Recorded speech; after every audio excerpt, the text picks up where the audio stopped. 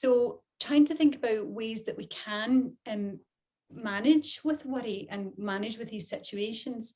One of the key things is noticing what you can control. So if there are things physically that you can control, so like with COVID, there's restrictions, there's guidelines, we can wear face coverings, we can socially distance, we can follow the rules.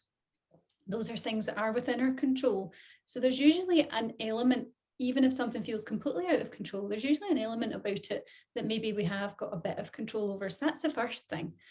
The second thing feels like a small one, but it's actually quite a big one. And that's about just being really kind to yourself, because actually worrying is really exhausting.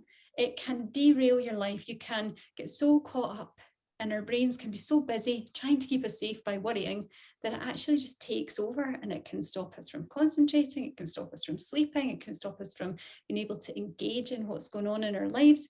It can be really, really wearing and really horrible. So actually to just be really kind to yourself and to notice and to recognize that this is something that is a human thing that we all do. It's really normal. It's a completely understandable response, that your brain is trying to be helpful. It's trying to keep you safe. But maybe just now it's a wee bit in overdrive. It's gone on red alert, and it maybe could come down to amber even. So you actually just being really kind and compassionate and recognizing that, and talking to yourself in a nice way. So saying, right, okay, thanks for that, brain, thanks for trying to keep me safe, but actually it's not helping me just now to really worry and to focus on this, and for this to really distract me.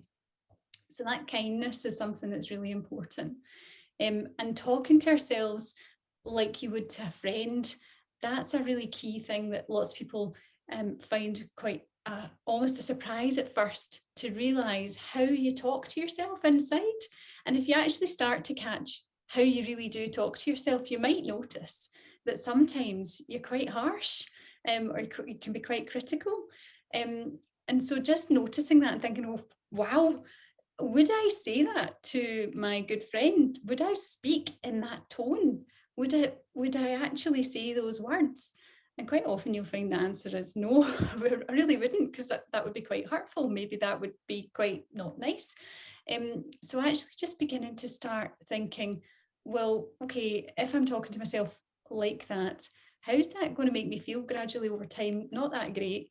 Could I maybe work on that? Could I maybe start to talk to myself a bit more gently, or a bit more like I'm a friend? So that's another really helpful tip that we find is quite useful.